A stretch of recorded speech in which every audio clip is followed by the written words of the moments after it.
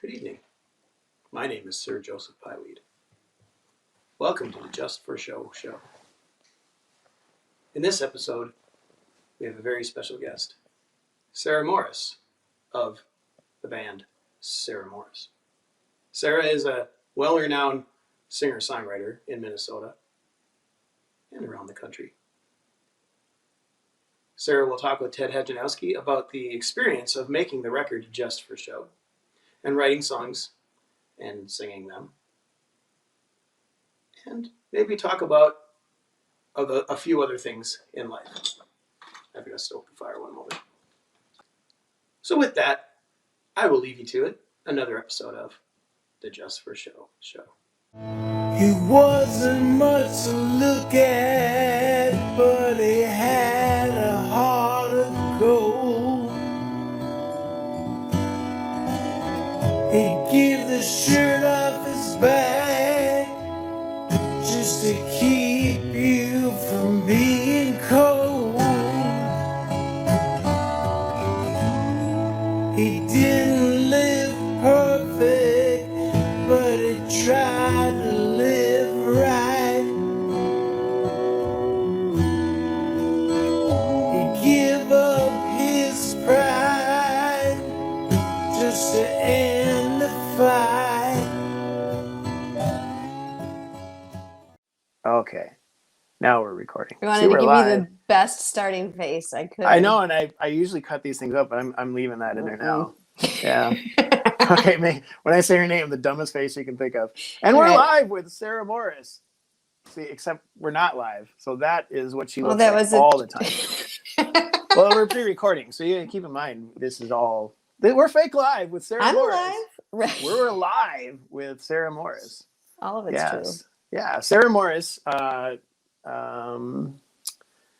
this is the part I'll be cutting all this stuff out. Awesome. Sarah Morris is awesome. All right. Incredible and okay and all right. And yeah, so Sarah Morris is a singer-songwriter from Minnesota, right? I forget where in Minnesota. You're probably somewhere in the cities. Yeah. I mean, I grew up very close to the state fair. Most of my growing up was like just down the road. Are you a fair person? Probably. Oh, if you live yes. that close. Yeah. Yes. Sure. Deeply. People in Minnesota are either fair, like there's no into the middle. There's not. It's like cilantro. Yeah. And goat cheese. Yeah, I don't know what goat cheese is, honestly. You want to talk about goat cheese? Tell me what goat. Well, I just feel like goat cheese is very polarizing, as is cilantro. I just don't feel like you're middle about it. And I feel really stupid because I don't have an opinion on goat cheese. So I think I'm missing out. I think you are. I have been under a rock too long. I think you go have some goat cheese and you'll have an opinion. It'll happen immediately. Why did you do this when you said have some goat cheese? Are you drinking goat cheese? I'm drinking goat cheese from my goat.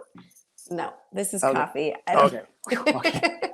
Maybe I'm missing out big time, and it's really good. It's a great drink. Sarah Morris is a local singer-songwriter. You've been down to Nashville, right? You lived in Nashville. I lived there for 4 years. Right. And then she's too good, so she came back up to Minnesota, where it's much better anyway. And yeah, I would say, and she would hate that, but I would call her a powerful force in Minnesota. I think you're one of the best songwriters in Minnesota. And I think Minnesota has the best songwriters. So I do think Minnesota does, but thank you. That's very, very kind of you to say. I quite admire your songwriting. We're in the songwriting group together, and every week we put out a song, and every week, not everyone can be good, but it seems like every one of yours is great. That's not true. Except for the last one. The last one was complete horseshit. I've actually felt kind of in a weird place about my songwriting lately, but it's okay. No, I'm kidding. I actually loved the last song because it was really, you're writing about your mom or writing from the perspective of being a mom, right? And the last one was for my son, yeah. Yes, I think that's wonderful. So that's... Yeah. And yours was about your mom. So we were like in the same... Kind of the same wavelength, yeah. So that hit home with me. I like that. And I love how these songs do that in that group. It's just really cool how somebody writes something and it's like, oh, that was so wonderful. And sometimes you just laugh your ass off. And anyway, John Sarah, the Baptist. Like when you did that song. Yeah. I'm probably going to do something with that at some point. I did record it. I have a recording somewhere of it. And I usually give people it on Halloween because it kind of seems I just remember that one being just so inventive and yeah, I love your writing too. And you're always first out of the gate. One of our peers said he was trying to beat you some week, and I was like, I'm not going to beat Ted. Ted's first. He's got that real estate claimed. Well, if I don't do it right away, I'll probably forget, and then it's like, oh crap, I didn't do that. I'm such a procrastinator, but like I like writing. Yep. I try to do it right away so that I don't not do it.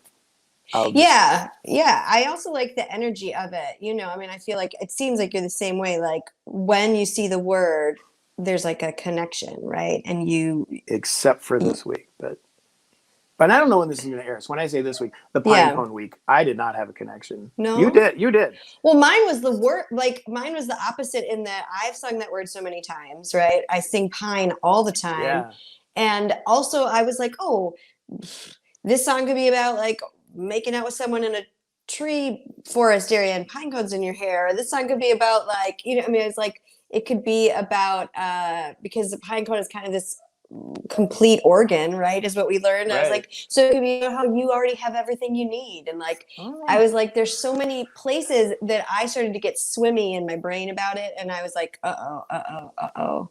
that's you're too wise for your own good, I think is what it is. Because I literally was like, what the hell are we going to do with this word? And so I started Googling. This is probably one of 2 times I've ever Googled for the songwriter prompt. One was where they told us to. There was a prompt we had. Oh, God, yes. We had to Google.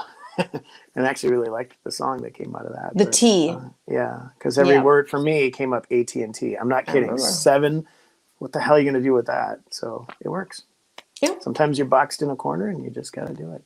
The corners are good for this. I mean, they are. That's the practice of the, So you actually have a new song that came out today, which will not be today by the time people see this, but it came out today on February 4th, 2021 with Thomas Norland. Yes. Which is super great. Tell us about this and tell us about the experience. And because I know you know him, you guys have known each other forever, but like, what was the experience of writing? Because you essentially just really didn't own the song. You just had to write on top of his melody, right? So yeah, which was totally different than anything I've ever done before. So Thomas Nordland is a fantastic composer and guitar player and human being, and he's played guitar in my band for 10 years. Today, this actual February 4th day, was the anniversary of our 10-year anniversary of our first show. And he a couple times has said like, oh, maybe we could collaborate with writing, and we haven't done it. And then in COVID times, he was taking a class, and for some reason he asked again, and he was like, would you be interested in writing lyrics to one of my songs, 3 of my songs? And I was in a place where I was like, yeah, now is the time. And it was during the summer, and so I had to like smush it in between prompt writings, right? Because we were going once a week at the time. And I'm very like creatively monogamous. Like if I'm working on one song, I cannot work on other songs. So I was really, he said I could do whatever I want. He was like, however you can move things around, but I really wanted to honor the melodies he'd already created, because he has 2 instrumental albums. So these came out of that. So he sent me the lead sheet of his guitar part, and I would just sit there in the morning and I would listen to it over and over again. And then I just wrote words. I found words to his melodies, and I used his titles as jumping off points. And so the one that we decided to release today is called Heart is a Passing Train. And it gave me all these, it's a very moody, it's awesome because his phrasing is so much different than my phrasing ever would be. Like when I come up with my own nonsense. Yep. And it made me think about Anna Karenina, because Train, which I've never read Anna Karenina, but I've seen plays and movies or whatever. And it made me think about like an unrequited love, like of a moment, like somebody coming through and you taking that in and enjoying, and then seeing them, which is better than what if it had made me think of Thomas the Train, which is a train reference that I also have in my life. I hate that train. Which you could have went there because his name is Thomas, and that would have not been good. That would have not been good. It would have just, you would have probably ruined the song. I would have ruined the song. But instead, Tom liked it enough, and so he asked me to come and sing vocals on a track. He actually retracked it with JT Bates, Nick Salisbury, Kevin Gastonguay, like amazing guys in town. I think they all recorded their stuff separate. And then I was like, well, what if we put one out? And What if we put Yeah. it out on our anniversary? And by the way, I happen to creepily remember the day of our first show because I Right. remember that stuff. I would like to have seen his face when he, yeah. Thomas has been a good sport with me for a long time. He's put up a lot with a lot of Sarah nonsense. Yes. Yeah. And everybody needs to hear it. If you haven't heard it by now, because it'll probably be a few weeks, you're going to hell. But that's please go stream it 50 times in a row and then right. share it. And if it's too late, it's fine. Do it 50 times in a row. 2 weeks later, it still matters. Makes them look cool to all the algorithms, however all that stuff works. And they get 35 cents then. There you go. 35 cents. Over After the end. they've listened to that's it. Your end game. 35 cents. After they've listened to it 50,000. Right. That's like a gold record nowadays. You get 35 cents. They can't even give you the record because you don't make enough to make the record. So right. But that's okay. It's for the joy. It's for the love of the music, right? It's for the love. Yeah. And I did love doing this. So yeah. That's great. And now I know, like, because I'm a Patreon of yours. I'm in the Patreon thing of yours, and you put out a song of your own, at least to us. And are you going to do that? I've got a little 4-song situation up my sleeve for middle March. Nice. Yeah. Perfect. Yeah. Just when we're going to be snowed in for 1 or 2 more weeks, and then, or not. But I never heard. What did the groundhog say? I heard 6 weeks, but I heard it secondhand. I think Phyllis told me this, and I don't know. I trust her. Anything she says is truth to me. That's So good. Yeah. Yeah. So it's true. 6 weeks. Exactly 6 weeks. I like it. Write that down. I can do and that. she's a farmer's daughter, so she knows things like that. Yeah. I'm told. I don't know. I'm But you believe her, so it's already 100% believer. Yeah. And I wouldn't know. I grew up in the suburbs. Don't know a thing about that stuff. You know what I'm noticing skies though? in the suburbs. See, well, number one, I think I already told you this, but like I can't get the angle thing to. But I'm noticing that my hair looks really, because it's not combed. Am I going to do this right? But your hair looks pretty good. Over here, how wild it is, but over here, it looks almost like I shaved it in this thing. I don't know what's going on there. And if you notice, is it the time when we do our hair together? I think so, but you have to look at that. Can you tell? Like it's the time of the show. I'm thinning up here, so which I'm not upset by that. And here's why: I had a teacher when I was in high school who was the coolest. He was my English teacher. He was amazing, my favorite teacher. And his name just fell out of my Vern. Dang it, Vern, dang it! Oh my God, I want you to write ode to Vern. Dang it! Remind me to do that. I will. But it was Vern. Why can't it? My memory is horrible. I'm getting old. So he was so great, but he was one of those teachers, he was typical, like your English professor with the nice beard, and tall and skinny, but maybe a little gut because he was aging, and he had white hair, kind of longish hair, and this great beard and padded elbows on his sweater, and everything was perfect. But he had a comb over, the worst comb over. And from 17 on, I'm like, I can't wait till I can have a comb over. And I'm getting there, and I wasn't going to have long hair, but now that I have it, I think I'm going to keep it for that. Right. This is all about you right now, though. So let's talk about your comb over. I could. You have a nice thick hair, though, so I think you're safe. I'm letting my regular color, my real business grow in, that's been my COVID. It's a little darker than I thought. There's some grays, that I didn't know. I for a while paid someone to make me think I didn't have any, right? So that I didn't even know, and now I know. I think that's appropriate for COVID and quarantine because everything's a little darker and some grays, and we didn't know. So I think that it's a good thing that things are coming out. Yeah, all good. Yeah. So new songs, your show, hey, which is, by the way, why I told you this, and you gave me your blessing, but I stole your show idea. Your show, Hey, I Miss You. You've been doing this. By the time this airs, you'll probably have done 12 of them. I don't know. Maybe 12 was the initial commitment that I gave to myself, but I think I've extended it to 16 because I am having a great time with it. And, it's just like this. Let's just talk in the virtual sphere. And somebody should come up with it. Somebody smarter than me and with more technical skills than either of us have. Do a variety show type of thing, like Hee Haw or the Johnny Cash show or Donnie Marie. I think that would be incredible. We think somebody should figure it out, and I'll watch it.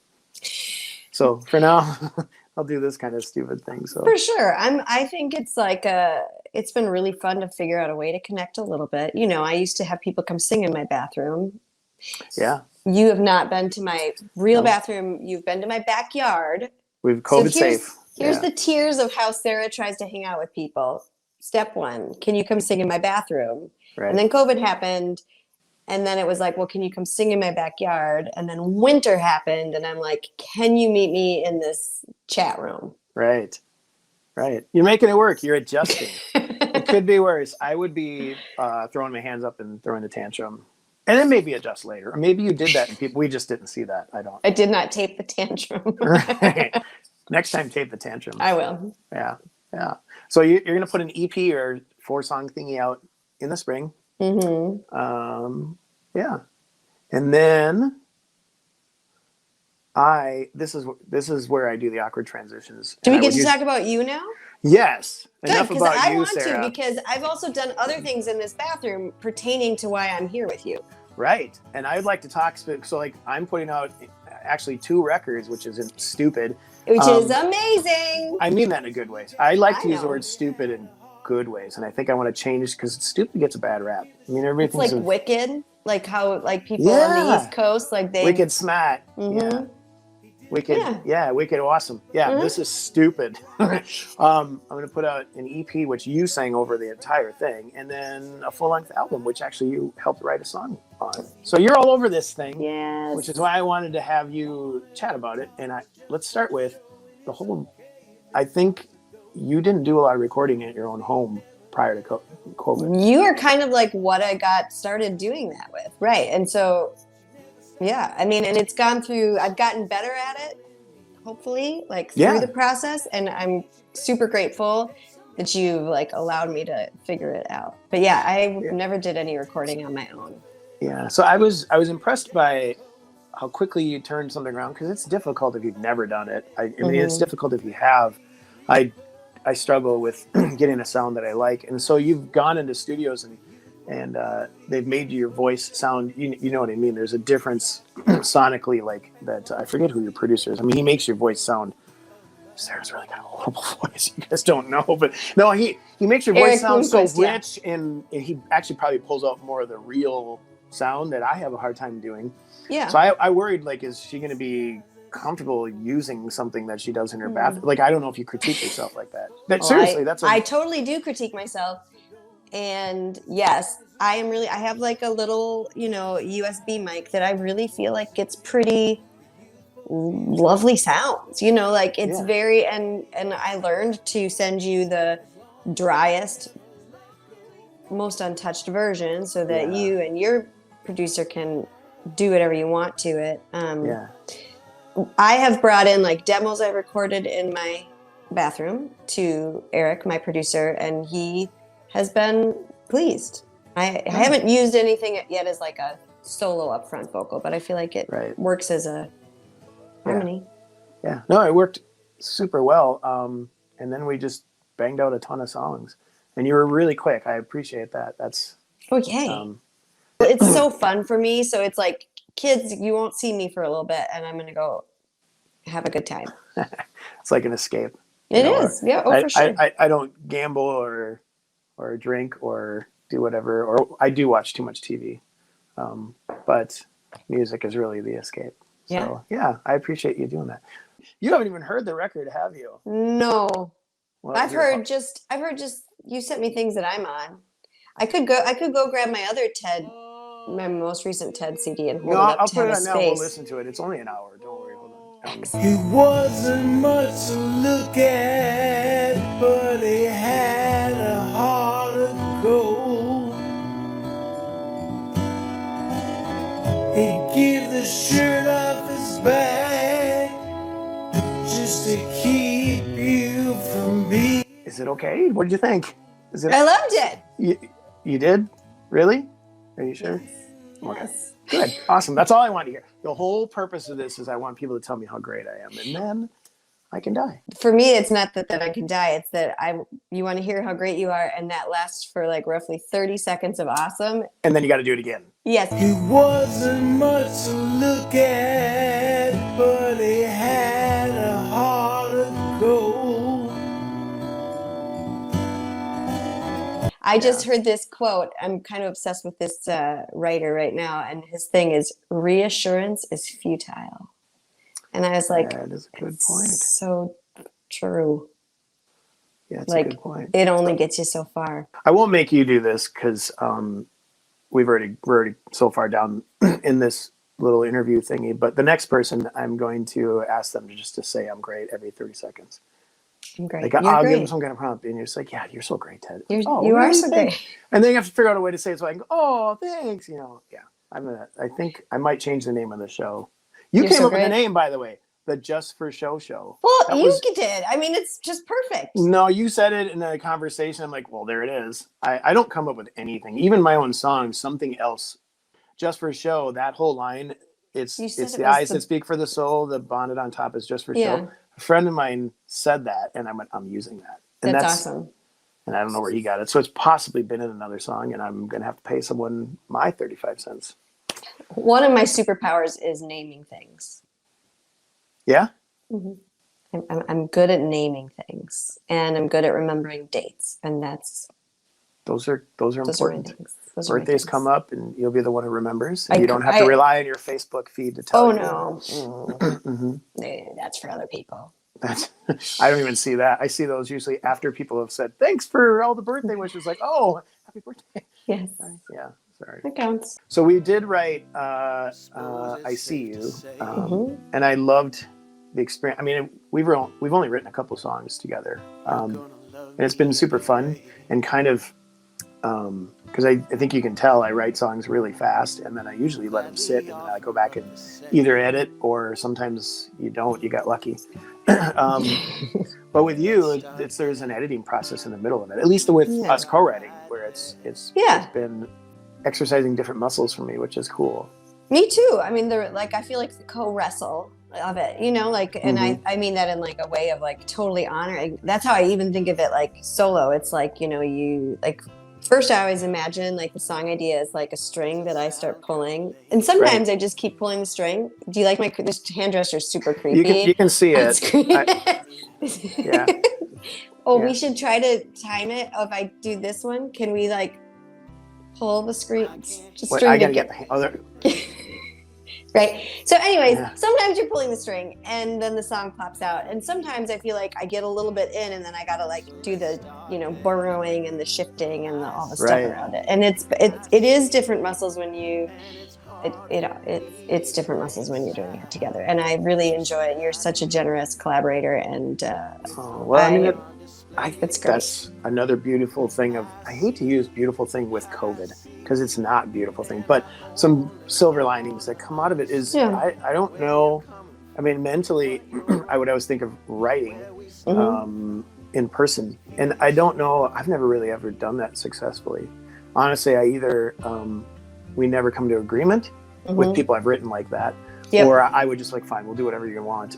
Instead of this, where it kind of doing that a little bit, but not. It's more of like throw it over the fence, and then, or vice versa. And it's exciting to see what comes back. And there's some comfort there where you don't have to be I don't have to be on the spot, I guess. That totally makes sense because I mean, I used to co-write a lot more till I moved back home. In Nashville, that's very standard.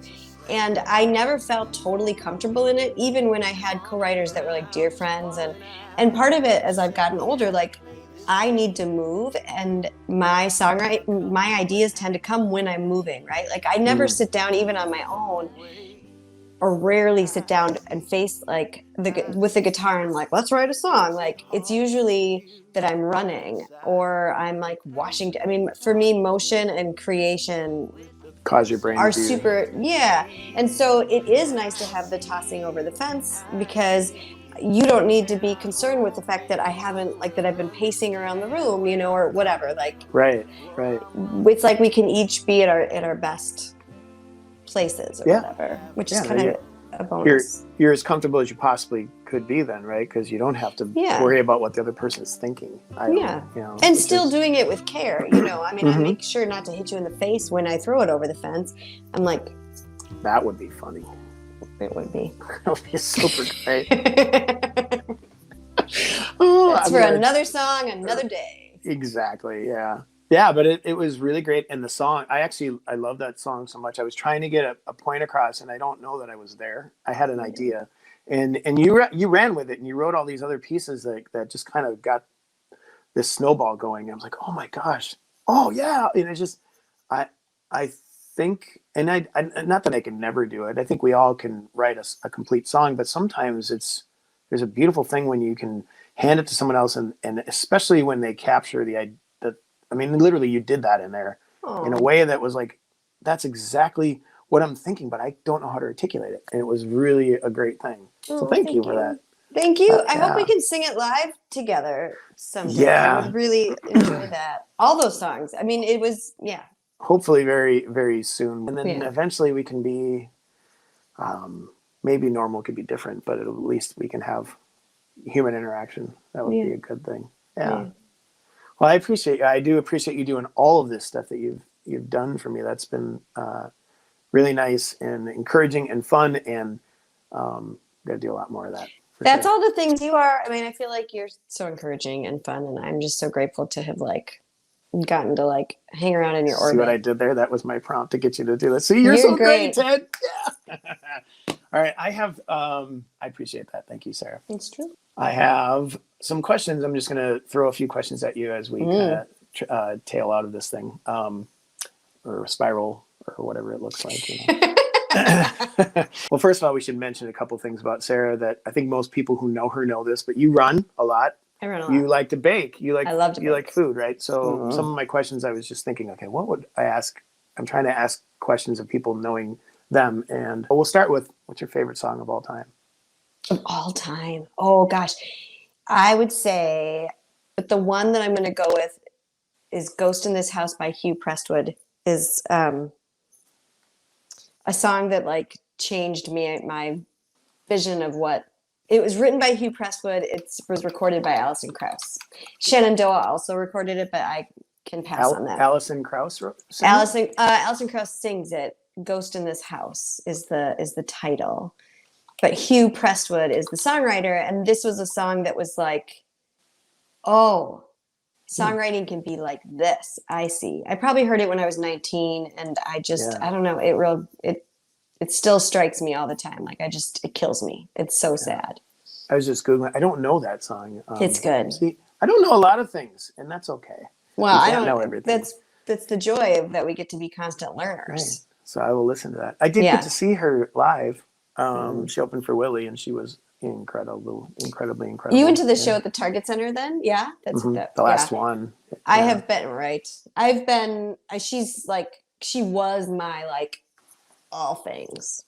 Until then, Patty Griffin was my all things, and now Jason Isbell. There's always my person. But I've seen her live a lot, and I love her. Yeah, very influential to me. Ghost in This House. Well, what's your favorite song right now? Right now, my favorite song. Well, the song that's stuck in my head in this moment is Rare by Selena Gomez because of my kids, but that's not my favorite song. But it is in my head, and it kind of makes me smile a lot. Sure. Yeah. Which is good.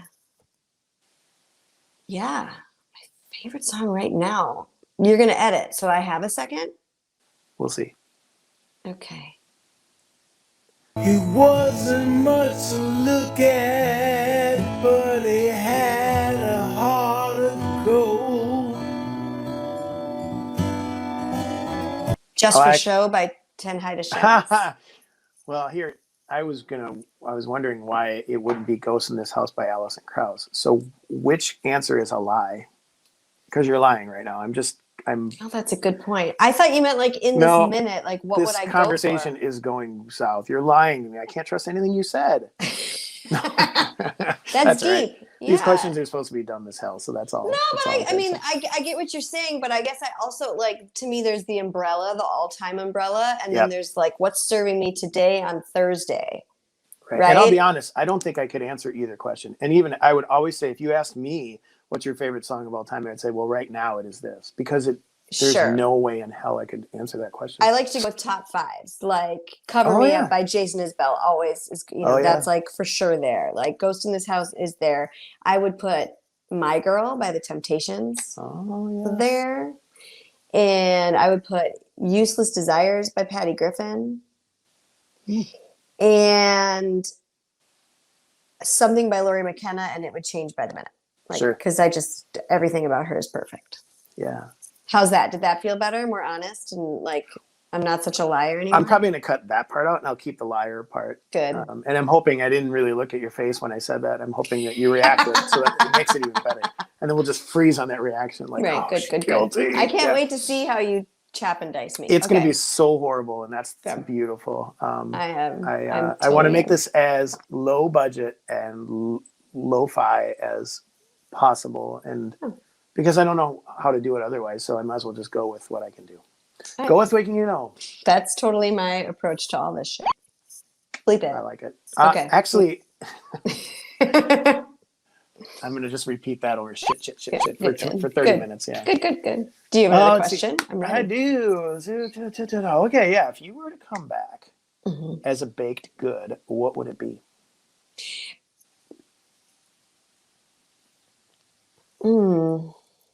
I'm really into my sourdough, this whole week sourdough batard loaf that I make. I really just, every day I start my day with Is it one of those, the circle? That's a boule, or I don't know how you say it. A batard is, I mean, it could be in either shape, right? The batard is a more oval shape, but like not a baguette, but it's like a squat, and it's how I begin every day, and it toasts like the creaminess of the interior with the crunch of the like exterior, like just the contrast, and then I put a nice little layer of avocado on there. It's just every day. It's like a moment of heaven before everything goes south. I'll take it. Sourdough batard. A whole wheat. Whole wheat sourdough batard. Yeah. Wow. I don't have any other questions after that. I was going to try to respond with something, but I can't think of anything now. Oh, okay. Okay, if you were going to come back as the worst junk food ever, the worst junk food ever that you should never eat, but you can't not eliminate from your life. I'm pretty good. Do you eat junk food at all? Not a ton anymore. Oh, I'm trying to think out on life. You know what my weakness used to be? And so if I was going to come back as this, I will go here. Cheez-Its with Coca-Cola. Oh, sure. Specifically or Cheez-Its with, I had a phase in Nashville where I would end my days with a bowl of Cheez-Its and the cheapest, shittiest red wine that I could get. It was called Crane Lake, and it was awful. But I didn't know. And so I thought that the combination of the Cheez-Its with the crappy wine was really amazing. And so I would do that. That's interesting. I don't know why this made me think of this, and I have no idea why I'm telling you this. This is thoroughly disgusting, but I'm going to tell you anyway. I was in a band when I was really young, and our drummer, his brother was was older, and they were in bands, and we looked up to them. They were our idols, and we thought this was cool. It's not as I think of it, but I can't stop saying it. They had a graph. They were doing scientific experiments to see which beer and food would give you the most noxious farts. That's amazing. Just so you know, it was proven Black Label beer, which is probably still $5. I've had Black Label. Yeah, that was... Might as well drink water, right? But a Black Label beer and Kentucky Fried Chicken. So you don't have to do that test. I just saved you a lot of time. I'm going to not do that test, but yeah. I don't think I could eat that or drink. My stomach couldn't do it. I used to work at Kentucky Fried Chicken. Did you? I used to work at McDonald's 3 years. Oh, that was probably better than Kentucky Fried Chicken. Maybe. Ick. I would still... I mean, there's still things that I would eat at McDonald's that are like another like kind of soft spot for me. The sausage biscuit. Yep. The quarter pounder. So McDonald's is something that, because I don't eat as healthy as you do, because I'm smarter. But McDonald's is something that I would occasionally be like, I'm going to have this and forget how much I'm going to regret it. Kentucky Fried Chicken I've had a few times because other people would be like, oh, because you don't see it anymore. So if you do, they're like, we should get that. And I immediately in my brain know it's going to be horrible. And yet I still eat it. And then I regret it. So I regret the whole experience. There's never a moment of joy in the. Where in McDonald's you have that moment of like, even if it's very short, it's all right. What do you have for me? What kind of questions? These are good questions. Throw a question at me. Gosh. If you were going to karaoke right now, what would your song be? That is too personal. Actually, for me, because I've done live karaoke once or twice. They used As to do it opposed to at dead karaoke? live band. Sorry, live band karaoke. Okay, thank you. Yeah, I should clarify that. I've done live karaoke a couple times that Glicks used to do, where a band would play and then you sing over them. And I've never done real karaoke ever. Oh, And I want to do "Staying Alive." yes. Good, good, That good, would good. be my song That's a good one. someday. It's bucket list. That is a good bucket list. What would you do? So karaoke always makes me nervous because I don't know. People are like, "Oh, you're a singer. You're going to be good." You're not going to be good. No, the point is not to be good, right? For sure. I would probably, Toxic by Britney Spears would be a good one. Or I would do, Islands in the Stream if I could get somebody with me. Those are ones that I enjoy. Right. But I didn't think about Islands in the Stream. Anything where Kenny Rogers duetted, but I would want to take the other part and somebody else do Kenny. Or hold my wife and I always joke about if you ever watch old videos from the 70s. Yes, with the microphone. Teeny skinny. Yeah. And so anytime we hear those songs, my fingers are like that and she knows exactly what it is. Yeah. Yeah. Yeah. Well, I think I'm done with you. Excellent. No, Sarah, thank you so much for doing this. I really do appreciate it. Sarah Morse, everybody. By the way, Ted what I did here? I actually said that at the end. I did a closer. Like the last one, I didn't go, okay, bye. I'm learning. And so by the time this airs, I might have even gotten it down more. But for now, Sarah Morse, everybody, thank you so much.